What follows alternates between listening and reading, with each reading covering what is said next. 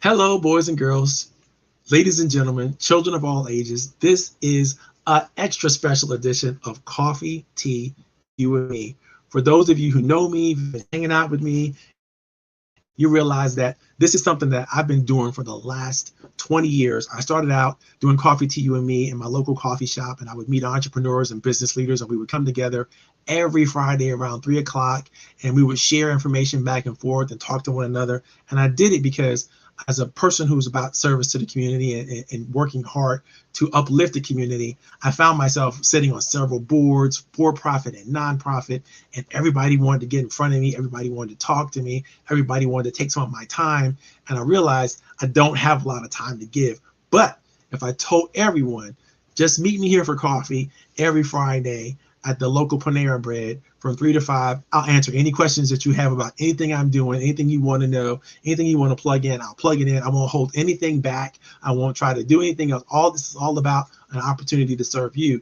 And I got the bug. I really caught fire for helping small women-owned, minority-owned businesses find a way to get a foothold into the community and to create magic.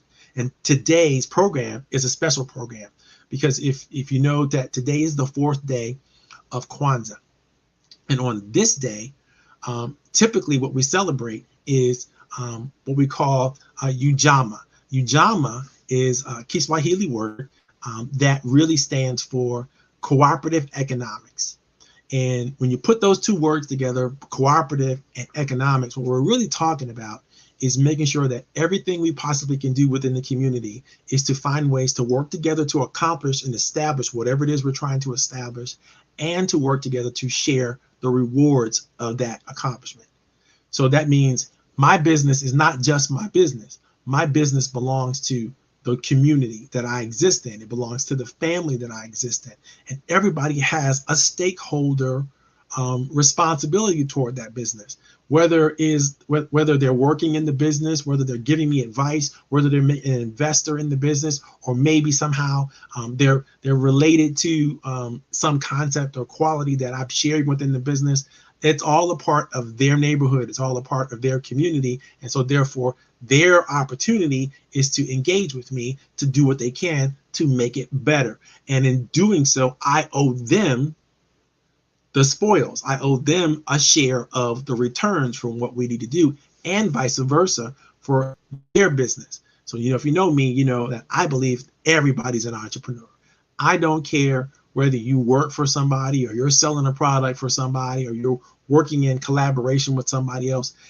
Everybody is basically hiring their service out, trying to figure out a way to take their talent, their gifts, and get a return for those talents and gifts. It's unfortunate, however, the larger or the organization is that you tend to work for, the less of that pie you get to take home, because there's other people that have to share with that pie and get some of that return and all that kind of stuff. And so I love small businesses. I love community-born and community-based businesses because that's what they're all about. They're all about finding the opportunity to reach out and reach everyone, basically employ people, making sure the economy is strong in the area, and collaborating and working with others, because literally what small businesses know that other businesses don't seem to know is that you cannot do it by yourself. You have to work with others. But if you haven't figured it out, if you have a small business, if you haven't figured that out, you will figure that out really shortly, that it's impossible to build your own website, do your own accounting, do your own legal work, make sure all your marketing strategies are perfect all the time, make sure the fulfillment, the client fulfillment, the sales, and everything is accounted for properly all the time.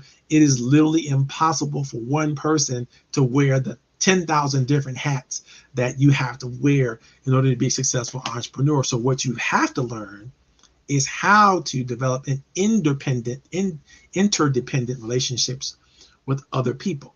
And we're going to talk all about that today. In fact, today we're going to talk about Ujamaa and how Ujamaa works as a principle within Kwanzaa. How does the collective and a cooperative economic strategy really work? And when you leave here today, you're going to learn a little bit more about how to improve your social and emotional health and the health and that of everyone around you.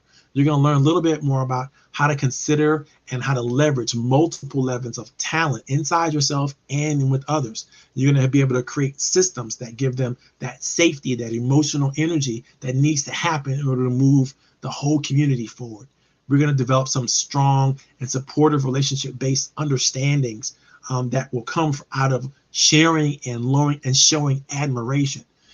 We're going to create some meaningful partnership agreements. I'll teach you how to identify somebody who should be a great partner for you, who might be able to help you create a foundational support for whatever you want to grow in your business, help you really tremendously create your calling and an understanding of how you might impact the environment. And then we're going to do some things that will help you provide the support that you should be providing to your future teammates and proteges. And we're going to do a lot more. So I hope you're in. I hope you're engaged. I hope you're excited. We've got a lot to share, a lot to talk about. In fact, today I have a super special guest that I am so excited that I'm going to bring to the table for you guys. This young lady, I have to tell you, is like, when you think about quality of character, right? There are people who, you might not think are, so suspect, right? But very few people I can say that I meet and instantly I could tell there was something super special about them, something that I just knew was going to lend towards greatness. And I just want to I want to take a seat at the table, right? I want to be a part of that greatness and just sit in the draft of whatever she's about to create. And then I got a chance to talk to Anjali just yesterday. And earlier today, we were talking and we were talking about some of the shared values and some of the shared principles we have.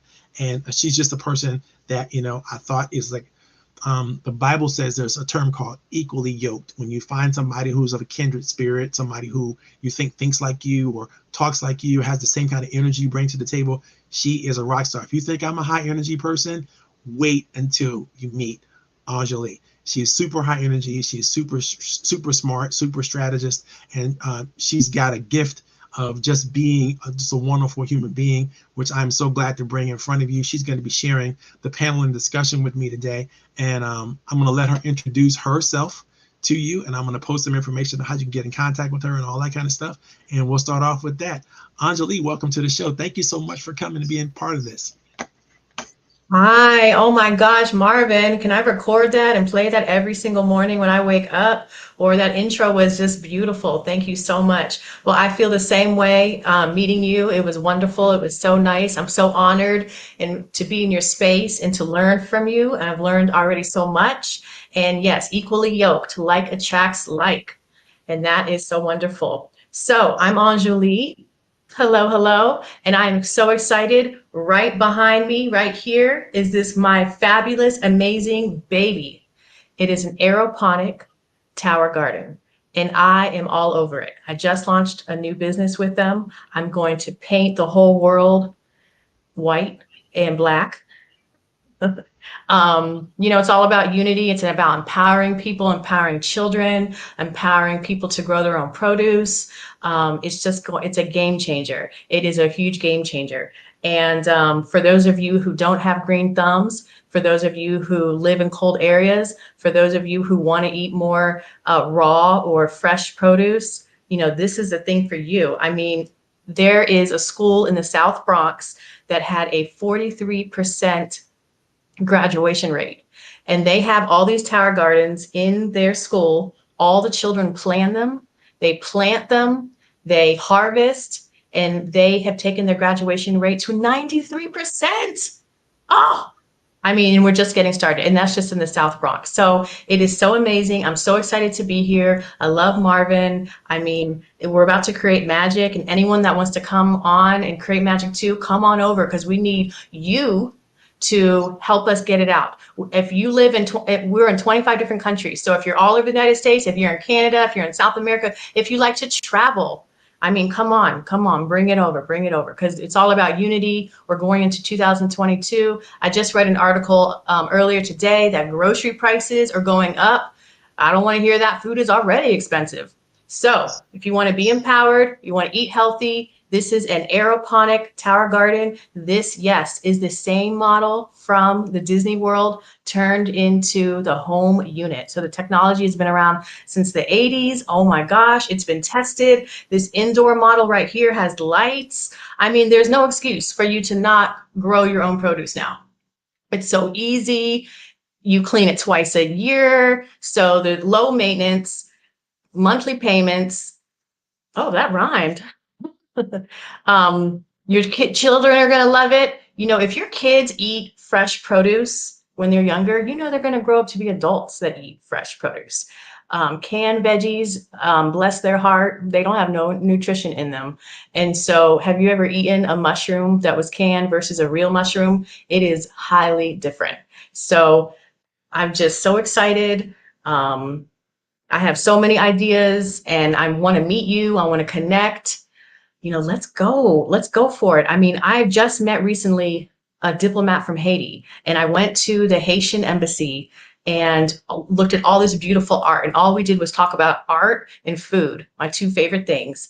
And so I'm going to be bringing, I'm so excited, these tower gardens to Haiti. So if you want to be a part of a mission like this, where you want kids to eat better, you want to eat better, you want to impact schools in your local community, community centers, nursing homes, we need to do business. We need to talk, because this is a game changer. This is amazing. And it is the gardening of the future. We need to give our soil a break.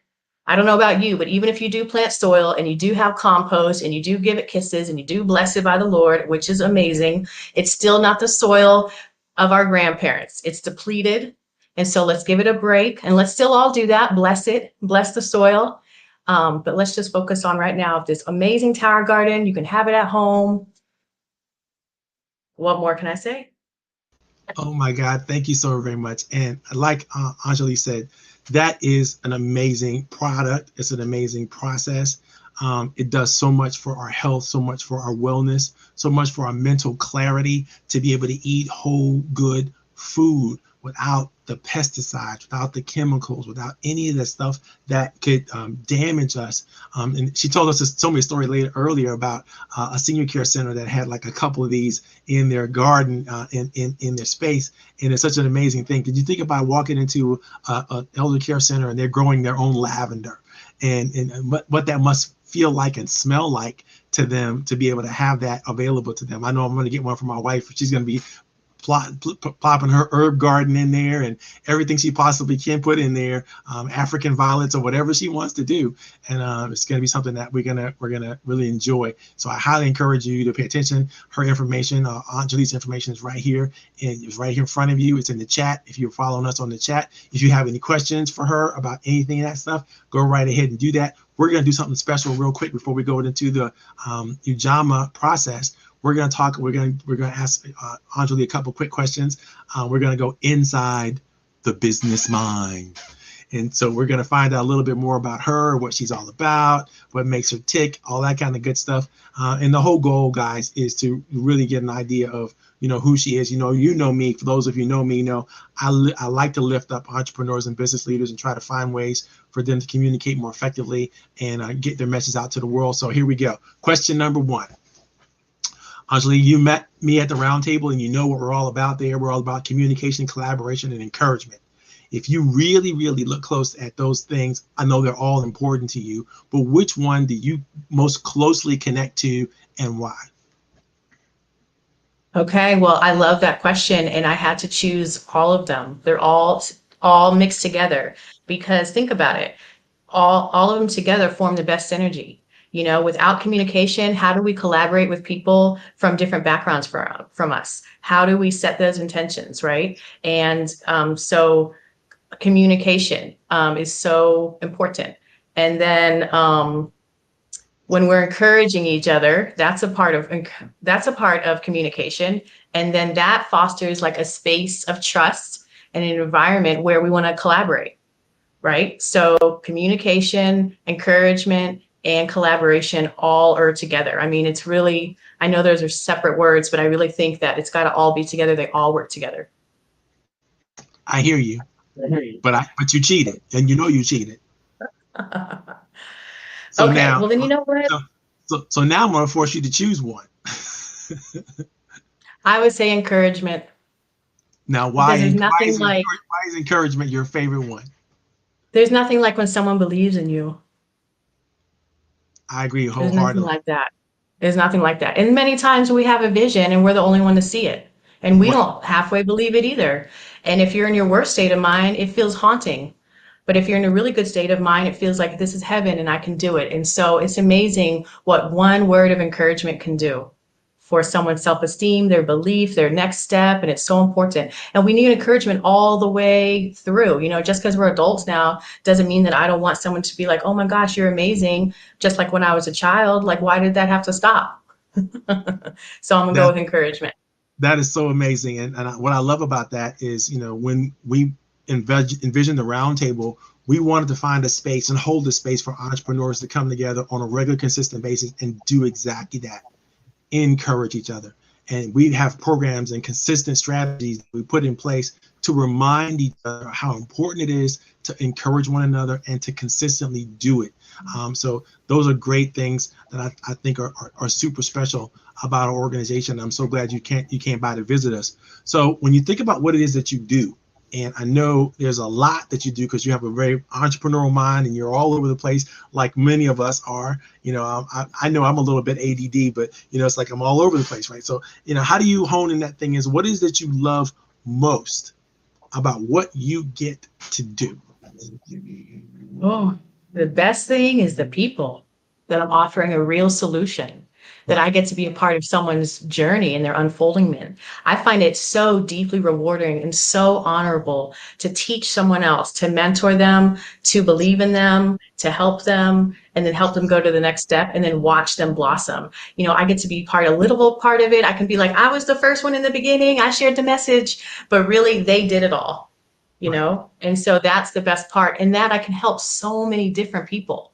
I mean, like I told you before, I want everyone to have a seat at the table, and I like to be that table that constantly expands so everyone can get on in their time. But that's my favorite part.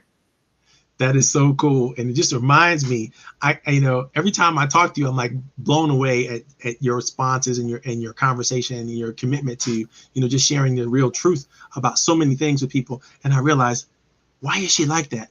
But then I looked at your LinkedIn profile and realized you have a doctorate in metaphysics. And I thought I Oh. knew what metaphysics was. I really didn't. I Hmm. really thought I knew what it was, but I had to be honest. I had no clue what it was. So I had to look it up. So I looked it up and I thought, oh my God, this is everything that's not science. Yes. That's everything. It's so Yes. much an understanding how, it's just so much works and so much of the world works. And to deny that, there's truths out there that our science has just never ever caught up to and probably never will, because of its limitations, is an understanding that there is limitless capacity in so much. And I think being able to study what you study so deeply, so well, that's just it's an incredible gift to give to the universe and to everyone else, which I thoroughly appreciate. I was like, why do I like her? Why do I like her? Big brain. That's why I like her. Uh, so Yeah, I want to say when I found metaphysics, it was for myself, but it was amazing. But now it's like, yeah, the essence of life. Now everyone can, again, more people can come to the table. And for those of you who don't know, meta means beyond physics. So it's physics and spirituality fused together. And yeah, it's all the underlining of personal development and good stuff. It's the study of being. exactly. I love it. I love it. So when you think about the profession you've chosen in terms of, the aeroponics right now, I know that's what you're into right now. That's what you're doing. What is driving that? What do you think is really the wind behind your wings when it comes to that process? Personal empowerment and self-reliance. I'm a really resourceful person and I want to teach other people how to do it. We do have coaches and there's people are important and we do need life coaches and therapists and a whole team around us.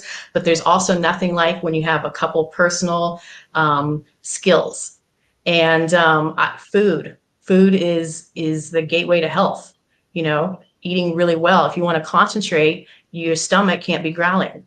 And if you want to concentrate for a long time, you can't eat processed food because there's no nutrients in it. And so this to me feels like a very hands-on, easy, really just hands-on and very simple and efficient way to empower people right away. You know, it's not like this long thing I have to do, this long 10-year plan or 5-year plan. It's right away. It's a concept that everyone already knows about, right? Who has heard about fruits and veggies in the whole world? Even if you don't eat them. Right. So I'm not like sharing a new concept to someone that they don't know what it is. Everyone understands what it is. And even the most unhealthiest person knows they need to eat more fruits and veggies. So I love it. I love how compact it is. I love the story about the inventor, of how he created it in the first place. And I love this type of industry because, again, who can eat fruits and veggies? It goes hand in hand with, I want everyone to sit at the table, and I want them to eat good, and I want them to be able to know how to duplicate that forever. So I got to ask you, since you brought it up, you know, the 5-year plan, right? If you looked out 5 years from now and you gave yourself the best chance to be as highly successful, whatever it is you need to accomplish and create and dream and be, what are you going to be, do, and have 5 years from today that you don't? Tell me the vision. Well, I will be just stepping off the yacht, about to get on the plane, and I'm going to be, I would just have celebrated the holidays if it's December. And if I'm in a yacht, then I'm in the south of France. And no, really, it's traveling around and still bringing these tower gardens to, I mean, this is my life's work. This is my soul calling. If you ever felt passionate about something, and I thought I had passion before, this is like, you know, welling up inside of me, my soul calling. So I'm going to be out there opening up new countries, bringing tower gardens to more people, strengthening current relationships. Maybe I'll be in the next generation of the people that have tower gardens. Their children will become 18. I have a couple other businesses that all tie in together, but as long as they all align with my beliefs, yeah, out there. I mean, who knows? In 5 years, with the way that universe is and technology and all the ideas, who knows what new technology is going to be out there? I really want to get into sustainable housing development. I mean, everything that has to do with sustainment and being resourceful and longevity and the broadest path, so more and more people can get on it. That's awesome. That's super awesome. So I'm going to put Anjali backstage for a minute. I'm going to say goodbye as we talk about Kwanzaa, but I'm going to bring her back, and she's going to share in the discussion a little later on. So I'll remind any of you all to if you have any questions for me, you have any questions for Anjali, please put that information in the chat. If you're coming from a place, if you're coming from, I don't care where you're coming from, put in your information in the chat. If there's something that you want to share with the listening audience and you want people to know about it, put it in the chat. If I can, I'll give you a shout out, let everybody know. In a minute, I'm actually going to post, the stream itself so that you can figure out how do you come on camera and ask a question if you want to do that. So if you want to ask a question or whatever, you want to come live on, definitely put that in the chat as well. I'll make sure I get you the link, and then you could come on live and you can ask your question and we can answer your question. Fair enough? I hope so. Hope it is. Let's start out with Ujamaa. Ujamaa, cooperative economics. What is it all about? How do we come together? How do we share the workspace? How do we create opportunities together as a community? And how do we all create a joint benefit? Well, it begins with understanding 3 key concepts and principles. And we're going to take a deep dive into these concepts and principles, but I want you to understand first and foremost these 3 concepts and principles. So take out your pen, write them down, come back to them. We're going to talk about them. Here they are. First, principle number 1, you've got to be willing to share the work and the wealth. If you're not willing to share the work and the wealth, cooperative economics is not going to work for you. You have to be willing to share the work and the wealth. Number 2, you have to think about and be energized by economic self-reliance, meaning you, your crew, your team, your community need to figure out ways to really control your destiny, really take it to heart, and own every part of it, own the work, own the opportunity, own the spoils, own it all. And that means, and nobody else can give you what you've already been given. It's yours to take and yours to do, yours to open up through.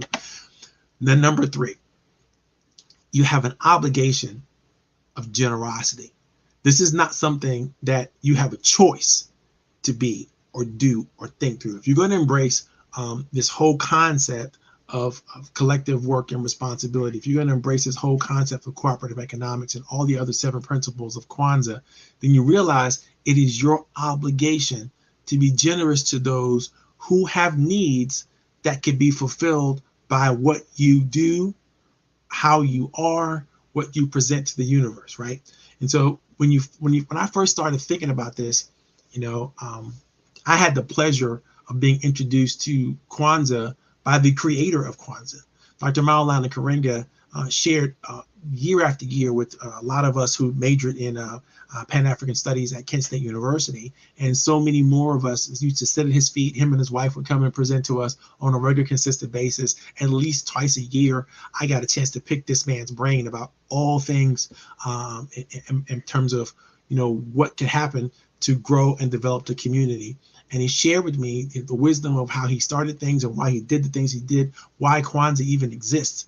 And it was really to help those who felt like their culture had not been preserved or had not been brought forward, that they needed something they needed to create within themselves that would give them that cultural impact that culture does. And so the first principle that I want to share with you is the shared work and wealth, right? How do you get that? How do you do that? Where does that come from? And when you think about it, it's not just sharing the benefits that you receive with each other, but it's sharing the work that is required to achieve those benefits and sharing that work fairly, right? Asking for people to do what they can do to help create what you need to create in the businesses and in the universe and the society around you. If people did their fair share, people did the things that they used, the gifts that they have been given, and you helped them to figure out how to use those gifts to produce something that then can actually help benefit and grow the community, then good on you. Oftentimes we think that if we can't hire somebody, that the opportunity's done. And that's not the case. In reality, everybody has something to share. Everybody has a contribution that they can make. The question is, can we help them figure out what their contribution should be? Can we help them discuss that situation in a way that's going to work? When you do this right, what happens is people come together and they develop a sense of self-esteem, a sense of self-concept, a sense of identity and belonging. When you don't do this well, people reject everything that you're doing, everything you're working on. And so it's imperative for leaders, for community leaders, for business leaders, for team members of all types to do a great job of listening, do a great job of communicating to one another and trying to understand what everybody can bring to the table and getting them to bring that to the table and get better and better and better at that on a regular, consistent basis, whatever it is. Some people have a lot of time they can give. Some people have a lot of talent they can give. Some people have a lot of money that they could give. And again, all of that's a contribution. And anybody who makes that contribution should be respected enough to also get a fair share of the profit, a fair share of the benefits that are happening. Now let's talk about economic self-reliance. And I'll just quote Dr. Karenga himself. Ujamaa also stresses that self-reliance in the building, in the strengthening and the controlling of the economics of our own community, that is what it's all about. If you look at the economics of your community, who's doing the hiring, who's doing the work that benefits the community? Is it coming from outside the community? What can the community do to bring itself back to its own self-reliance? How can you do that, right? It's important to keep a tight rein on the resources of your own community. What are your community's resources? How many times have you done an assessment of the talent that's just around you? Who's got some extra time on their hands that they might be able to use for the benefit of whatever you want to do? Who's got some extra money that they might be able to invest and make sure that the websites are working right there where they were supposed to work, or they're making sure that everything, kind of works better. There's all kinds of opportunities if you don't think of people as a monolith. If you think of people as a multi-varying gift that the universe has given you, then the question you have to ask is, how are you going to use that gift? How are you going to work together to collaborate, to communicate, to encourage one another, and create a better sense of strategy, of technology, of strength, right? It's very, very important. When you do this well, everybody gets held to a higher level of value and contribution. Everybody gets to know they did something. They created something. They were a part of the creation and the productivity that empowered the community in a way that's going to make the community better than it was yesterday. Better today than it was yesterday. That's all. That's a thought process. That's an energy that you just kind of have to embrace. We all have talent. We all have resources.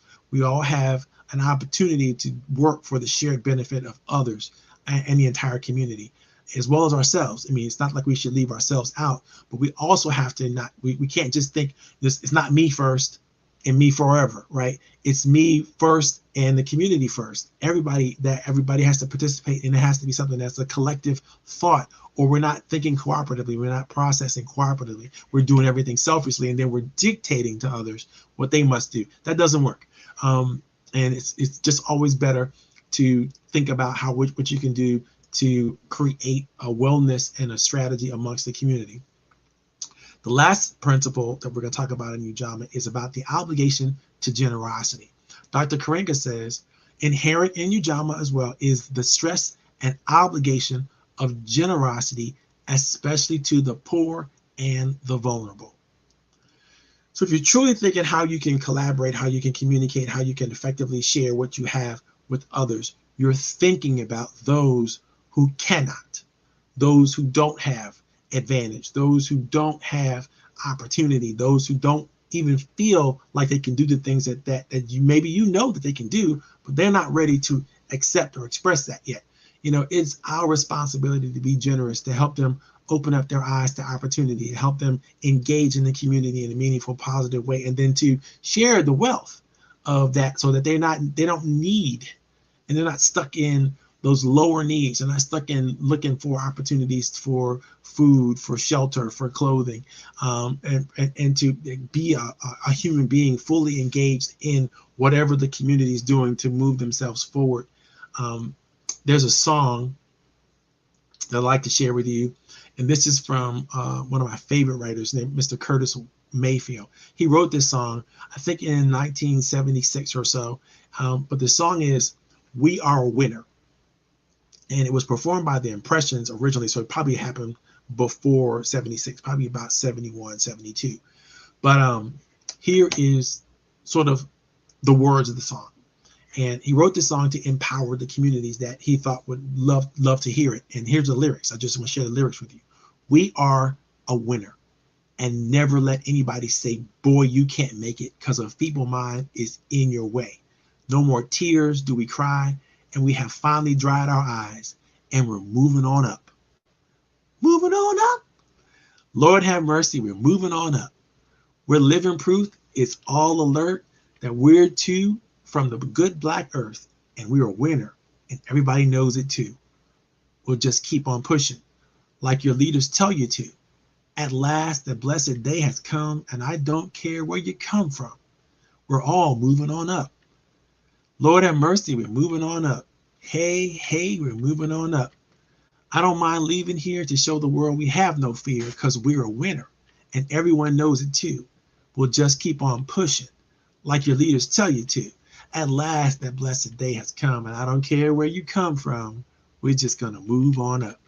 I love the lyrics to this song because the song reminds me of what a people together can do, what a community together can do and create. Now, there are so many thoughts about what economics is and what economics could be and how we all can work together. And usually when we think about net economics, we hear all kinds of words like net income and revenue and money saved and net cash flow and return on investment, consumer and producer surplus measures, right? All these terms, these are financial terms. But economics is so much more than just the financials. Economics affects everything that we do. It affects our social wellness and well-being. It affects our political process and strategy. And we have to know that wherever people work, wherever people make produce something, goods and services that they are needed in the community, that's a part of the economic wisdom that we all have to be willing to embrace and share with one another. And when one of us is falling behind, we really shouldn't think that, for some reason we should leave them behind, because it's our responsibility, it's our obligation to generosity to help share and create them. There are 10 practices that I've written in this strategy that I got directly from the Bible. I'm going to read them to you real quick, but I'm not going to go into detail. Practice number 1, you need to develop higher thoughts. You need to really, really think higher about what you're doing, what you're accomplishing, than just what you want and what you need, right? Number 2, you have to keep that unity of faith. You have to really, really have faith in your fellow man, that there's potential and there's a light in each one of us, and that light can be flicked on. All you got to do is reach a little deeper, listen a little harder, find a way to help them see the greatness in themselves, and then turn that light around on them so they can see themselves shining in the spotlight. All you got to do is do that, and you'll find that there's so many reasons to be faithful about each other and to have each other's back in that way. Is that way. Number 3, seek total agreement first. Before you do anything, make sure that somebody is all in. Before you agree that we're going to try to this and we're going to go blah, blah, blah, whatever it is you're going to do, make sure there's total agreement. That's really, really important, because if it's not total agreement, if it's any level of unreadiness, you got to fix it before you get started. Because if you get started and there's that, no one's going to be willing to give their all to it. So you have to have that total agreement. Catch that spirit. Make sure that you have understood the spirit of togetherness, the spirit of willingness, the spirit of openness and creativity. If you do all this together and you do this well, then you're going to fall in love with your community. You're going to fall in love with the people around you. You're going to fall in love with the entrepreneurs, the business leaders, the worker bees, everybody that is going to be working and work well together. Number 5, build better together. You're always going to be stronger together. If you know that, if you know that, even at the back of your mind, you really sense that you can't do things by yourself, you should be doing it with other people, then stop playing around with it and just go for it. Invite people in, make sure they have what they need to be successful, and make sure you have what you need to be successful, and keep things moving together. You're going to enjoy the win much better when you do that. When you'll build better together. You'll be stronger. Number 6, practice altruistic togetherness. We need each other. That's just a fact. It's a social fact of humankind. If you can't understand that we need somebody to pass on that smile. We need somebody to give us a pat on the back. We need somebody to encourage us. We need to do that on a regular, consistent basis for one another, because that's what gives us value and meaning and purpose and significance in this world. And if we don't have it, then we're gonna have a problem, right? Number 7, get it straight and keep it straight. Be orderly, be disciplined, have a process, have a strategy, one that you can articulate and explain and invite people into. If you can't do that, then you have chaos. And when you invite people into it, they're going to see that this is a mess. We don't know what to do with this, and they're not going to be happy. They're going to be disappointed, because they're going to feel like some things are wrong. They got duped. They got brought into a strategy or technology or technique that doesn't work. Number 8, lift each other up consistently, regularly. Always find ways to give each other what we need to support and create a better opportunity for one another. If you do that well, then again, your life is going to be golden. Number 9, share your blessing freely. Again, back to that cultural generosity. We have all been given a great amount of opportunity, a great amount of something, whatever it is, whatever your talents are, whatever your gifts are, whatever your time is, whatever resources you have. Figure out what it is you have that you can share, and then figure out somebody who really needs it and will appreciate it, and then give it. Just do it. Share it freely. Don't worry about what's going to come back to you. I promise you, the universe will work together for you, and everything will come back for your good. Number 10, practice we see. This is my favorite of all the 10 principles I got straight out of the Bible, but I'll share this document with you as you want to. But if you understand how to see things, not just through your eyes, but through everybody's eyes, sort of the way God sees things, right? you're going to have an opportunity to empathize, an opportunity to appreciate one another and other people in a way that others don't, because they're not paying attention. There's a reason why I said it that way, because a lot of people don't pay attention. Attention is a gift you give to other people. And if you do it well, they're going to sense it, they're going to feel it, they're going to understand it, they're going to be about it, it's going to work well. Other ideas that I got from studying this, from studying Ujamaa concepts and principles, is I call them the 7 great lessons of Ujamaa. Got these from some of the best thinkers that are out there. When you think about it, there's 7 key practices, right? Keep the faith. Number 1, you have to be strong in keeping the faith that people are people and people are great. People have amazing opportunities, even if they don't know it yet. But your job is to look inside and see that gift that God has put there inside every person, and see if you can't find it, and keep the faith that is there. Even if you can't find it, even if you have to look a little deeper, do that. Number 2, people are magnificent. It is so true. I got this one from, just a quick thought that Bill Clinton shared once. He said, we all do better when we work together. Our differences do matter, but our common humanity matters more.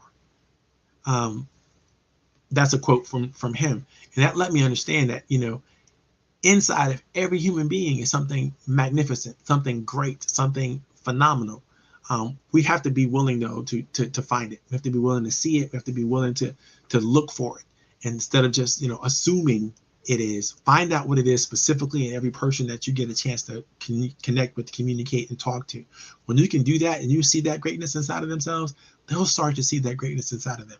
And you'll start to relate to that greatness inside of them more so than you relate to the things that they maybe not do so well. Or maybe they don't maybe misunderstood or miscommunicated or did something that, was, not altogether good, right? But if you find that greatness inside of them anyway, you're going to be able to celebrate and honor them for that.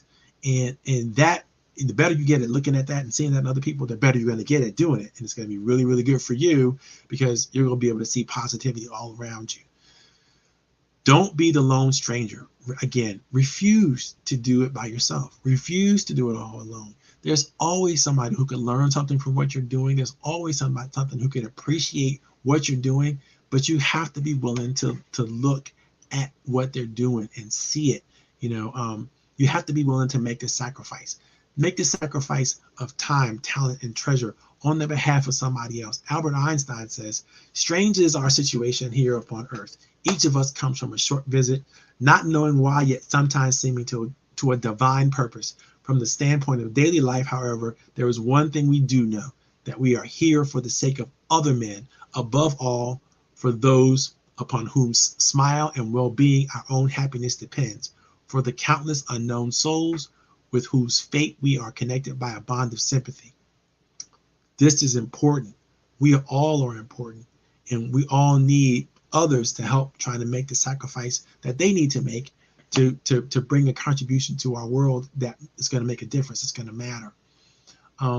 Dig for admiration. What I mean by that is not dig to be admired. Dig to admire others. Do what you need to do to reduce the noise around you. Find the private moment. Get together. Have a heart-to-heart, soul-to-soul chat with people. Learn to really help them, again, see the greatness in themselves and inoculate themselves against the virus of hate and division that happens in our world, because love is basically the greatest gift we can share with one another. But we can't share one another if we don't take the time to know one another. We don't take the time to engage and be involved and do the things we need to do to create the kind of community we want to create. And it requires us to really, really dig deep. The best drama is no drama. In my experience, literally, when feelings of opposition or rivalry show up, it's usually because somebody's not giving each other the space to grow. Somebody's not giving someone else the space they need to experience, to express, and to grow. And so therefore that person is feeling shut out, angered, frustrated, and that person rebels, and that person, comes up with an argument, or they try to come up with a way to matter in a situation. And when that really is up to everyone to make sure that we all matter. And when we do that, guess what? There's no drama. And it's the best drama because there's no drama. There's no pain, there's no suffering, there's no anguish that we bring to the table because of a missed opportunity to just bless one another and keep the party going, right? It's very, very important. Practice, practice, practice what I call endless contribution. Always make sure that whenever you get the chance to share the joy of each other with one another, do so. I created a process we use in the roundtable called the RAP approach. The RAP approach stands for respect, affection, and praise. It is an opportunity for us to come together every single week and encourage one another and share with one another and be together, literally in a sense. That's an intimate sense of that. So that's why I didn't use the word appreciation. I used the word affection because it matters so much when we can share these things together. We can do these things together. And as entrepreneurs, I tell you what, that's one of the loneliest things you could do is to be in business for yourself, by yourself, with yourself. It's a lonely game, and there's nobody there to tell you, it's going to be all right. Tomorrow's going to come. Just breathe, whatever it is that takes you, relax, whatever they have to tell you. And it's hard for you to hear it even when you do get it because you're in that moment that you're in. And so what we try to do at the roundtable is let people just see each other, let people just breathe, let people just be in the same space, even virtually. And it always works. People do feel much better as a result of it, and it's so much fun. Okay, so we're gonna throw some questions around, and we're gonna beat it up. We're gonna chop it up with Miss Anjali. Anjali, what did you think about any of the things we talked about and chatted with any of the groups? I'm gonna let you take the stage for a second. Wow, well, that was so amazing. I just love all that wisdom. I wrote everything down. I would absolutely like that document. I'm adding it to my inspiration wall. And my favorite was, well, gosh, I mean, these things are so beautiful. Which one to choose? Number 2 on the 10 practices. I love that, having the unity of faith and seeing that light, believing that the light exists. I agree wholeheartedly. Even if they don't know it exists, Right. it does. And if you start off right off the bat with trying to see everyone's perspective coming from God, from that whole point of view, that we are all brothers and sisters, every one of us, even the ones we think that completely are not in our belief system at all, they are there too. And we make a decision in the beginning that we are going to build better together. We are going to seek total agreement first. And that, what we give out, of course, we receive. And it's not about necessarily the monetary value, it's your intention behind it. And that, we all are here to reveal heaven in the way we're supposed to reveal it. And so I love that you already believe these things. I bet looking them up in the Bible where it was easy for you because you already believed them. And when you talk about it, it's like the light is coming, just pouring out of your face like a beautiful stained glass window. And that's how we all are, many times we're all this beautiful stained glass window, a piece of art. And the only way that we're going to be able to help them turn their light on is with our own example first, inspiring them, encouraging them, believing in them, and going deeper. Now, Maya Angelou does have that quote that when people, I'm going to mess it up, when people show you who they are, believe them in the first place. Now, I believe that to a point, but I want to be like, maybe not, because I still want to show them kindness because maybe no one had ever been kind to them before. Right. Maybe they're a product of their environment and no one ever showed them something different. And I think that's what wisdom is like knowing who that is, what they're showing, but what you can see that vision, you can see that light in front of them or inside of them, and that we want them to bring it out because, we're all in relationship with each other. And so everyone out here is supposed to be out here revealing their gifts, revealing heaven. And we've all called each other on a subconscious level, on a metaphysical level. God has called us all to be in relationship with each other. And so that's why we all matter. And so even that person right there, even the one that's really dark, he might be depressed. He could be super racist. He could be super fearful. All of that is fear. He can't remember who he is. And why not be a lamppost on someone else's path, guiding them home? So it's all beautiful. I'm so glad you liked it. I knew you would. You know, and Yes. there's a lot to it. I'm gonna post the document and share with everybody over the next couple of days.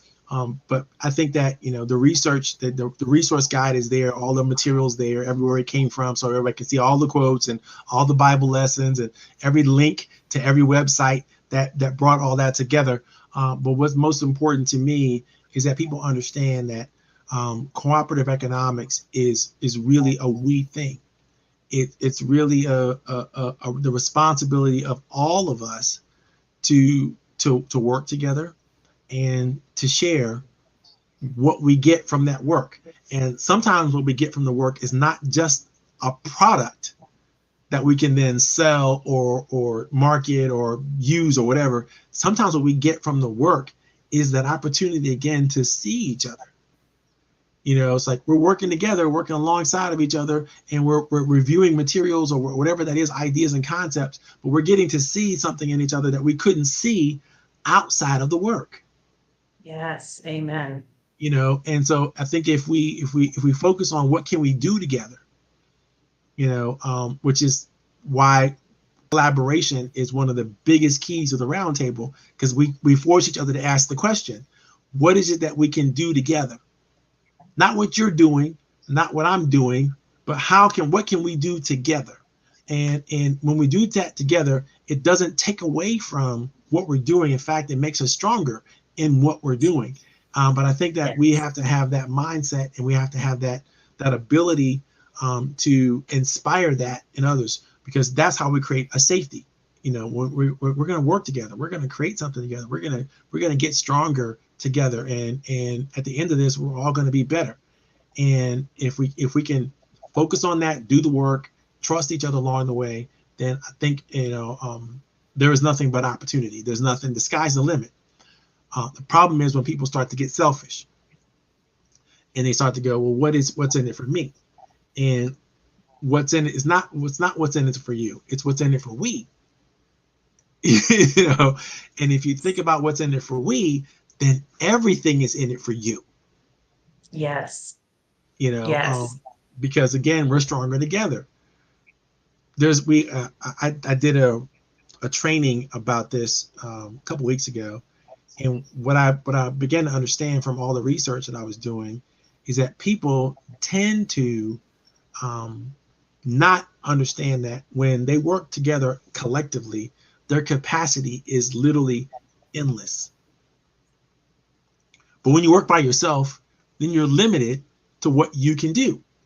But when you work with Yes. others, your capacity to produce, to create, to be is endless.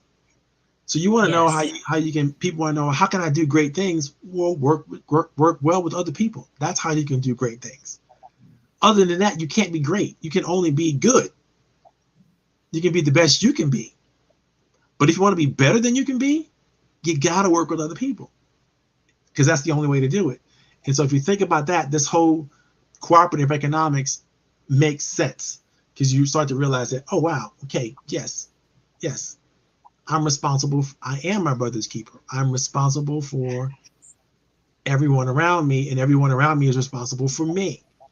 And so, yes, I should be able to lean on them, and I should be able to, you know, work together to figure out when I'm down. Like, I should be able to look to my neighbors, my friends, my associates, and go, you know, this didn't work the way I wanted it to work. I'm not sure what happened, and they should be able to help me come up with a better idea or a better way to go at it.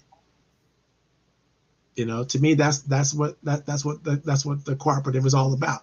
So anyhow, I'm going to close that down. That's what Kwanzaa, when I used to work with Dr. Karenga all the time and talk to him all the time, you know, that's the spirit that he brought to the moment every time we had a chance to share with one another.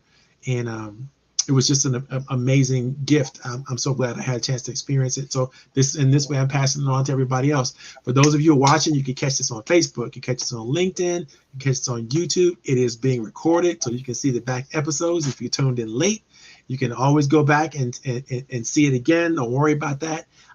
We're going to shut this party down. Anjali, if you have anything you want to add to this, go right ahead. I don't think we have anybody just asking any questions, so we're just going to By the way, if you have a question and the show is over, don't worry about it. Ask the question in the chat. We'll see it, we'll get to it, and we'll get back to you. And if you want to know, again, Anjali's contact information is right here. So if you want to find out how to get in touch with her, you got to have one of those hydroponic plant holder thingies she's got there. You got to have it. You got to have it. So go ahead and get it. And that's how you contact her, and she'll make sure she'll hook you up. All right, especially for your schools and your churches and your environments that you have, lots of people in. It's a lovely, lovely thing to see, lovely thing to experience for everybody. And there's no reason why you can't have it. It's affordable. It's easy to get to. So don't be crazy. Do what you're supposed to do. You know what you're supposed to do, people. Come on, get to it. All right. Other than that, we're gonna close the party down. Any last words, Anjali? I just want to say thank you so much. It was so wonderful to meet. It's been wonderful meeting you. Thank you for taking the time and having me as your speaker. I really appreciate it. I can't wait to get to know you better. I love your coaching. I love that you're passionate. I trust you, and I'm just really appreciative of you. So thank you. Thank you so much. Thank you so much. And the same, really, really. Like you said, like I said earlier, there's a kindred spirit in you that I know that, we're going to do some great things together. I don't know what, but it's going to be great. All right. So I'm going to put you backstage. Amen. And then I'm going to close this show out. Okay, ladies and gentlemen, that was our special Kwanzaa edition of Coffee, Tea, You and Me. I hope you had a good time. I know I did. We mixed up a couple of little things in there. We did a little interview for Miss Anjali. She's going to be one of the newest members of the Roundtable. If you're interested in the Roundtable, you're interested in coming on board, finding out more, feel free to hit me up, see me on LinkedIn, catch me on the information that's scrolling across. You can text me anytime. I'll be more than happy to answer questions for you. It's a great organization. It's a great strategy, great technique, great people. More importantly, and where great people exist, amazing opportunities exist as well. So I look forward to talking to you. Look forward to seeing you. Had a great time. We're going to be ending the broadcast, and bye, y'all.